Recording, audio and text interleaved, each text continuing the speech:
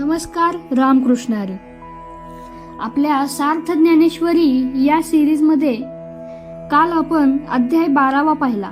आज आपण अध्याय 13वा पाहणार आहोत. तत्पूर्वी आपल्या चॅनलला सबस्क्राईब करायला विसरू नका. अध्याय 13वा क्षेत्रज्ञ विभाग योग. संत ज्ञानेश्वर महाराज हे आपल्या अंतरीचे त्या आत्मस्वरूपी श्री गणेशास विनम्र भावाने वंदन करतात. मग ते ज्यांच्या कृपेने आपल्याला भगवद्गीतेतील ज्ञानावर भाष्य करण्याची, प्राकृत भाषेत निरूपण करण्याची बुद्धी प्राप्त होत आहे, त्या श्री सद्गुरु निवृत्तीनाथांना नम्र अभिवादन करतात. त्यानंतर श्रोतृवर्गास नमन करून या अध्यायाचा प्रारंभ करताना ते म्हणतात, मायबाप श्रोतेजन हो, या अध्यायाचा विषय हा प्रकृती पुरुष विवेक योग असा आहे. भगवान श्रीकृष्ण हे अर्जुनास इथे एक विषय स्पष्ट करून सांगतात, तो म्हणजे क्षेत्रज्ञ. मानवी शरीर म्हणजेच त्याचा स्थूल देह हा जड आहे, इंद्रियगत आहे, हे जडतत्व आहे.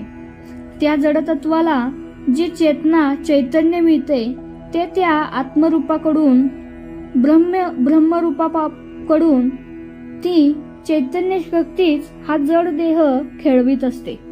मानवाचा जो देह आहे त्यालाच क्षेत्र असे म्हटलेले असून, तो देह ज्याच्या सत्तेवर चालतो, बोलतो, हलतो, नाना क्रिया करतो, ते आत्मतत्व यास क्षेत्रज्ञ असे म्हणतात. या क्षेत्र आणि क्षेत्रज्ञ दोघांचेही पूर्ण ज्ञान असणे म्हणजेच क्षेत्रज्ञ विवेक. भगवान अर्जुनास म्हणतात की माणसाच्या स्थूल देहाला क्षेत्र असे का म्हणतात ते ऐक. क्षेत्र म्हणजे दुसऱ्या शब्दात सांगायचे तर शेत किंवा जमीन.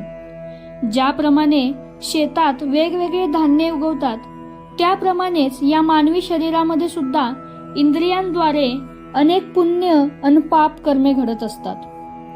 हेच या देहरूपी क्षेत्रातले म्हणजेच शेतातले पीक होय.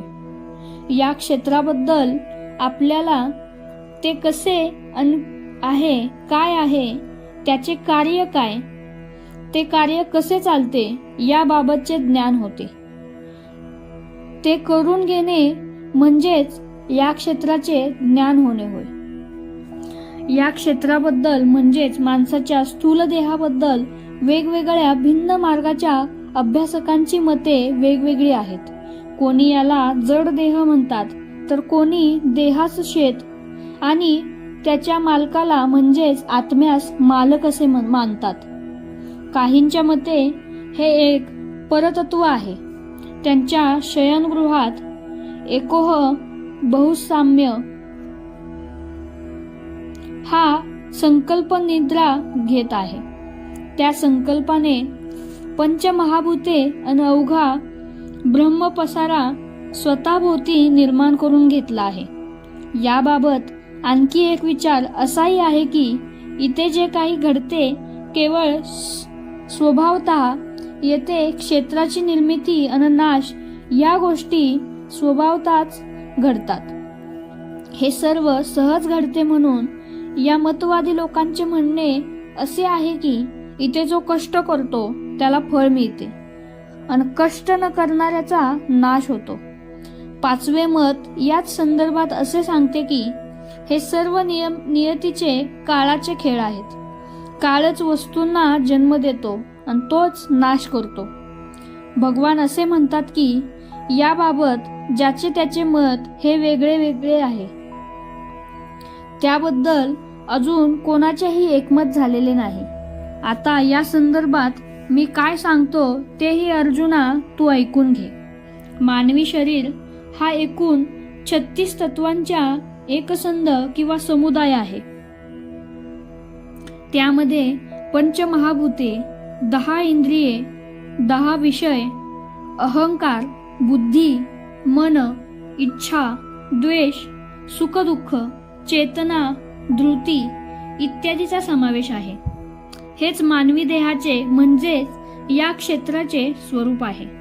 त्यानंतर भगवान श्रीकृष्ण अर्जुनास सांगतात की क्षेत्र म्हणजे काय हे समजल्यावर आपण आता ज्ञानाचा विचार करूया. ज्ञानप्राप्तीसाठी योगी अपार कष्ट घेतात, तपी कठोर तपे करतात, मुनिजन परिशीलन करतात, भक्त अनन्य भावे सद्गुरूंना शरण जाऊन या ज्ञानाची प्राप्ती करून घेतात. शुद्ध ज्ञान प्राप्त झाले की अर्थातच भ्रामक अज्ञान आपोआप दूर होते. अज्ञान दूर झाले की त्या ज्ञानाच्या दिव्य प्रकाशात आपल्याला आपल्या अंतरंगातील त्या परब्रह्माचे असलेले आत्मतत्वरूप आत्मारामाच्या स्वरूपात कळू लागते. ज्ञानाने आपोआपच अहंकार, लोभ, माया, ममता, स्वार्थ इत्यादी दोष दूर होतात. साधक, उपासक, भक्त आणि भावविकास अवघे जीवन भक्तिमय होऊन वेगळ्याच सौख्य सुखाची अनुभूती प्रत्ययास येते. मी म्हणजे जीव ही जी अज्ञान अवस्था असते ती आत्मज्ञानाने दूर होते. तो परमात्मा आणि मी वेगळा, तो शिव आणि मी जीव हे वेगळेपण, हा द्वैतभाव दूर होतो आणि तो मीच आहे म्हणजेच मी ब्रह्म आहे याचा अनुभव येतो. हेच खरे ज्ञान आणि ते खऱ्या अर्थाने ज्याला मिळते तोच ज्ञानी. यानंतर भगवान अर्जुनास अशा परमज्ञाची पुरुषाची काही प्रमुख लक्षणे सांगतात. अमानित्व, अदपित्व, अहिंसा, क्षमा, शांती, आर्जव, आचार्य,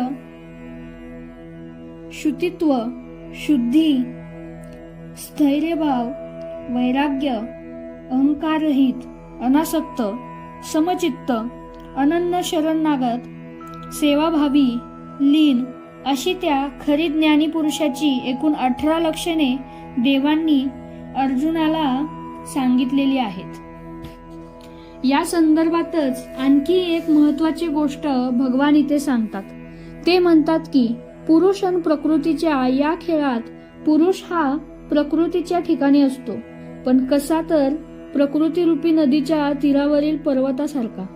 पर्वताचे प्रतिबिंब नदीच्या पाण्यात पडते. नदी प्रवाहित आहे, ती प्रवाहाबरोबर वाहत जाते, पण पुरुष जो पर्वत रूपाने काठावर उभा आहे, ज्याचे प्रतिबिंब नदीच्या पात्रात पडले आहे, तो काही वाहून जात नाही. प्रकृती ही जशी उत्पन्न होते तशी ती कालांतराने नाश पावते, परंतु जो पुरुष आहे, जो या विश्वाचा नियंता आहे, तो मात्र कायम राहतो. जो साधक, उपासक, अभ्यासक, भक्त आणि भाविक या परम पुरुषाला ओळखतो आणि प्रकृती ही यापेक्षा निराळे आहे हे जाणतो, तो क्षेत्र चालवणारे क्षेत्रज्ञ कोण हे समजून घेतो. तोच खरा अनेक ज्ञानवंतांमधला श्रेष्ठ ज्ञानी होय. भगवान पुढे असे म्हणतात की बा अर्जुना, आता आपण ज्ञेय म्हणजे काय, कोण ते पाहूया. ज्ञेय म्हणजे ज्याला जाणून घ्यायचे तो कोण तर तो परमात्मा. ह्या परमात्म्याचे संपूर्ण ज्ञान त्याच्या खानाखुणा या ज्ञानाशिवाय कळत नाही. त्याची ओळख एका ज्ञानाशिवाय अन्य कोणत्याही साधन उपायांनी होत नाही. एकदा का जीवास हे ज्ञान झाले, तो परमात्मा कळला, त्याचे आत्मस्वरूप, त्याचा देहातील चैतन्य रूपाने असलेला निवास हे कळले की तो जीवन, त्याचे जीवन हे खऱ्या अर्थाने कृतार्थ होते.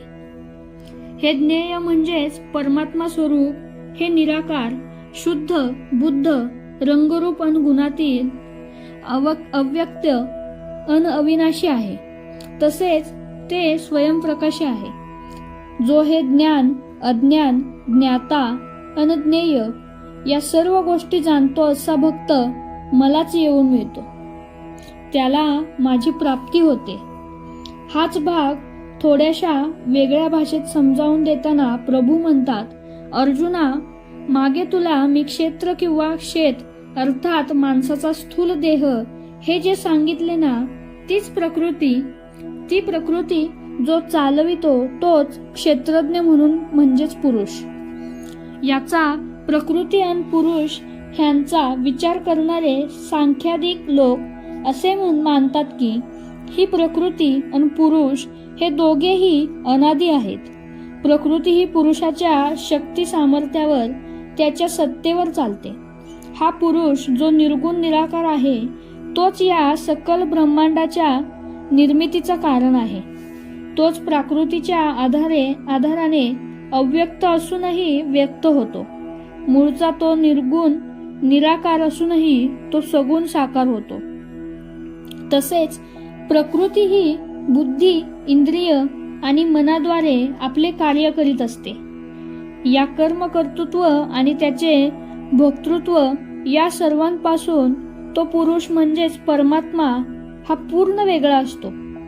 तो प्रकृतीचा आधार घेत असला अन अवघी विश्वनिर्मिती करीत असला तरी तो या सर्वांपासून पूर्ण वेगळा आणि अलिप्त असा आहे, हे खरे ज्ञानी जाणतात. ज्याप्रमाणे लाटा या पाण्याच्याच असतात, त्या निराळ्या दिसतात म्हणून त्यांना निराळे मानता येत नाही किंवा तसे मानणे हे योग्य नव्हे. तसेच नाना आकारांतून जरी व्यक्त होत असले तरी ते परब्रह्म शेवटी एकच आहे हे जाणून घ्यायला हवे. प्रभू सांगतात की पार्था, परमात्मा हा आत्मतत्वाच्या रूपाने मानवी देहात असला तरी तो देहापासून अलिप्त असतो. देह हा नाशिवंत आहे, तो कालांतराने नाश पावतो. पण देहातले आत्मतत्व हे अविनाशी आहे, ते नाश पावत नाही. क्षेत्र कल्पनांना मागे सारून जो भक्त देहातल्या परमात्म्याला जाणतो त्याला ज्ञानवंत म्हणतात. ज्याला प्रकृती आणि पुरुष ह्यांच्यामधली लक्षणे नीटपणे समजली ते ब्रह्मरूप होतात.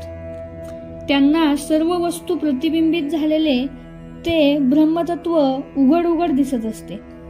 त्या ब्रह्मयाचे ज्ञान होणे हे फार महत्वाचे आहे. ज्ञानेश्वर महाराज म्हणतात की या प्रकारे अमोघ असे ज्ञानामृत पाजून भगवंतांनी अर्जुनास आपल्या अंतरीची ठेव दिली. तो ज्ञान ठेवा त्यांनी जणू या हृदयीचा त्या हृदयी घातला. प्रभूंनी आपल्या अंतरीचे ज्ञान अर्जुनाच्या हृदयात घातले. या दोन हृदयांच्या स्वानंद सुख निवेदन आणि श्रवण सुखात भगवान श्रीकृष्ण आणि श्रोता अर्जुन हे दोघे पार रमून गेले होते.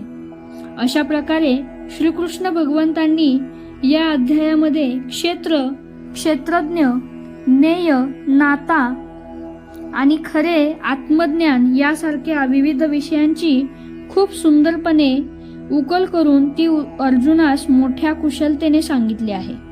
इथे श्रीमद भगवद्गीतेवरील 13व्या अध्यायाचा कथाभाग पूर्ण झाला. व्हिडिओ आवडला असल्यास लाईक, शेअर आणि कमेंट नक्की करा. धन्यवाद.